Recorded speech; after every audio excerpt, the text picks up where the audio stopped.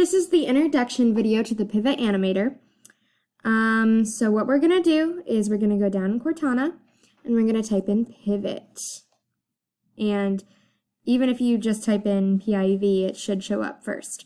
So you're going to go over, you can either click this right here, or you can come over and click open. And it'll take you to this screen right here. So what you're going to do here is, what I prefer to do is go up here to this box in the right hand corner and just click it to maximize it. And this is the box that you're going to work with. So you can either work with this white box and just keep it plain and simple and tiny, and completely skip the next step, or you can follow along with the next step to make your background bigger and more colorful. So what we just did is we just entered pivot. So now what we're going to do is we're going to go down to Google right here that I've already pulled up, and we're going to click it. And I've already looked up the solid color backgrounds, and I liked this periwinkle color. So unfortunately, Pivot Animator has not found a good way to put in backgrounds with it being the size that you like. So what we're going to do is we're going to go to our snipping tool that we should have here, pinned to our taskbar. If you don't have it pinned, then just come over here to Cortana and type in snipping tool, and it should show up. Oh, I typed it in, but snipping tool should be right here. So you're going to click that right here, and it's going to show this. You're going to want to go new, and then you're just going to snip the page for as big of a background that you want. So I want it to be about this big. So I'm just going to snip it, and we're going to change this later, so don't worry. And we're going to go File, Save As, and then we're going to title it Pivot Background. And we're going to save it. And then we're going to minimize this because we might need that later. And we're going to go back down here in the taskbar to Pivot Animator, and we see this again. So the next step that we're going to do is we're going to come over here. Oh, okay. We're going to come over here to this taskbar right here, and we're going to come all the way up here to the left corner, to the left upper corner, and we're going to click File. It should show up here with all of these options. You're going to go to Load Background right here, or you can just press Control-B on your keyboard. When you press that, it'll take you to your pictures. Now you can either type in Pivot Background, or you can look for it down in here. So in this case, I'm just going to look for it, and here it is right here. And once you have selected it, and it has this little check mark up here in the corner, you're going to click Open. And it's going to ask you this, and you're going to say yes. So that is how big my background is right now. So I like this so that your animator guy only takes up about 1/20th of it. So not a lot, and it gives you a lot of room to work. So if everyone is caught up to this isn't going to be your remaining background. So don't worry about that. We're going to actually go back into Google, and we're going to select your picture by right-clicking it. So right-click on your mouse or whatever you have, and you're going to scroll all the way down to Save Image As. And then again, we're just going to go through the process of saving the image. So I'm just going to keep this name, and I'm going to hit Save. And that's going to come down here. Once you have done that, and it has saved and it's gone away, you can go over back down here to your Pivot Animator, and you're going to click it again. And then you're going to repeat the process. Go up to File, click it, go down to Load Background, and you're going to click it again. And then you're going to look for your picture. In my case, this one is right here. So you're going to click it, and you're going to click Open.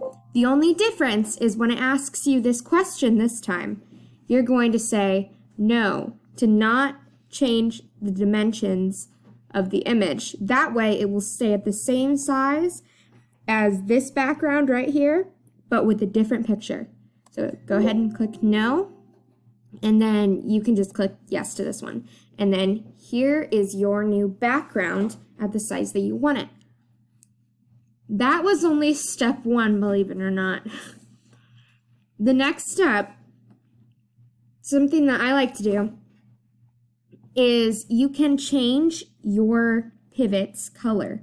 So if you click on your person, which it should give you automatically, if it doesn't, then you can always come over here to add figure right here. And if you click it, it'll just add you another figure. If you want to delete one, all you have to do is click on it and then click this X here, and it'll just get rid of it for you. So make sure that your guy is in the red, and then you come over here to the sidebar and you click this figure color, and you're going to click it, and then you can choose from all these colors. So in this case, I want mine to be orange, let's say. So I'm going to hit OK, and then boom, it's orange. And let's say that I want 2 people. So I'm going to say add figure again, and make sure that this guy is in the red. This guy should turn into blue dots, but this guy is in red. So we're going to come back over here to the color, click on it, and then choose a different color. So let's say that I want this guy to be bright teal. And then that's how it's going to look and work. So what I like to do, starting off every video, is I like to clear the background. And if you keep these guys out here outside of your box, they won't be seen when we're going through the final animation.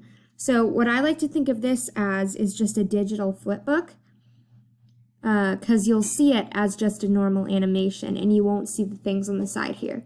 So you can store as much as you want over here on the sides.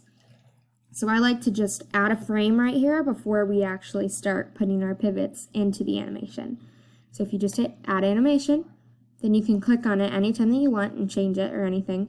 But in this case, it's just our first slide. So we're going to hit add another frame, and then we're going to edit our pivot's body to look like a human's,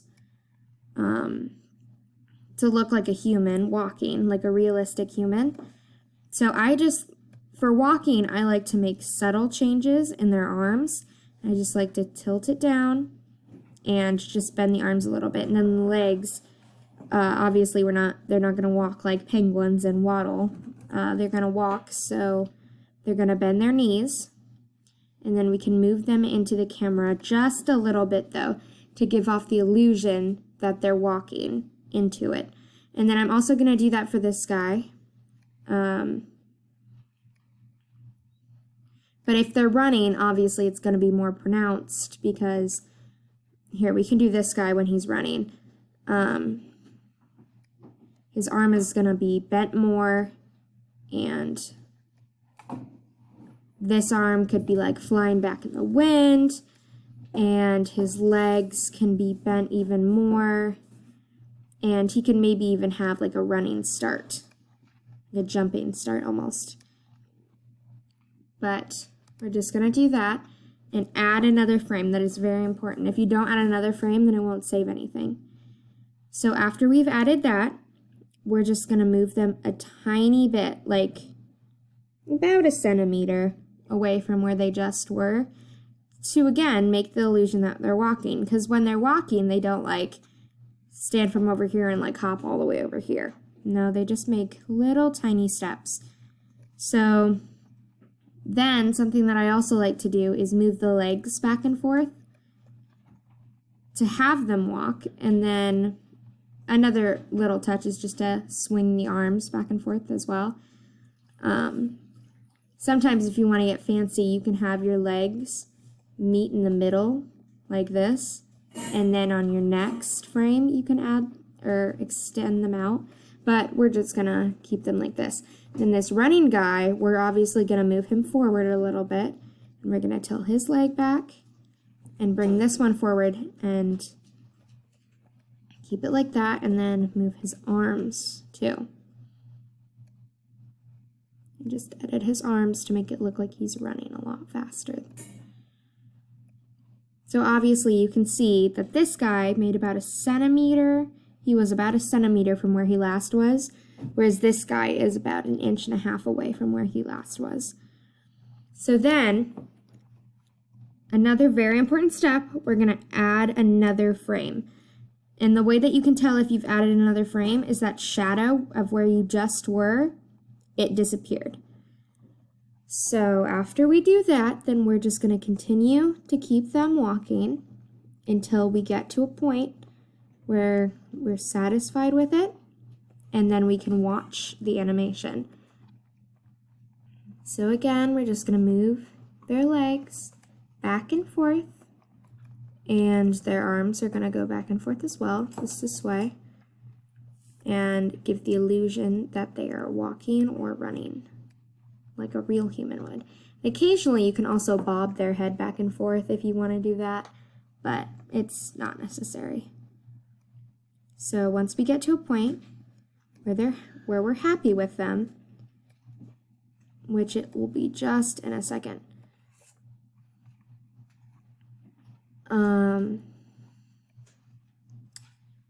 Just one more second to make this guy run here. Okay, so once we're satisfied with how many frames we have, we're just gonna add one more frame of the same thing. That way, when you're watching it, it doesn't lose track of where you were.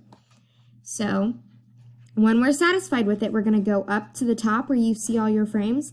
You're gonna click on the first one, and it'll take you back to your first frame, which also is handy if you want to change something in your frame. So like I can go to any of these frames and like change their legs, their arms, or something. So in this case, we're not changing anything. We're just going to go back to the first frame, and we're going to go over to the sidebar, and we're going to press play and just watch the animation. Now this one is super short, so it's not very long, but you get the idea. And then if you also want to speed it up or slow it down, you can come over to this side bar here, and if you want it to go really fast, it goes super fast. And then if you want it to go really slow, then you can turn it all the way down to slow and press play, and it'll go pretty slow. But normally it's just about average right there. So after we click stop, we are going to talk about how it saves. Now, it doesn't auto-save. You have to come over here, up like we're about to change the background, but you're going to press File. And if you see all these tasks bars here, you're going to press Save Animation As. So unless you're editing an animation that you've already made, you're always going to press Save Animation As. So once you've pressed that, it'll take you here. We can go to Library, which should be right here, and then we can go to Videos. And you're going to have to double click that to open it.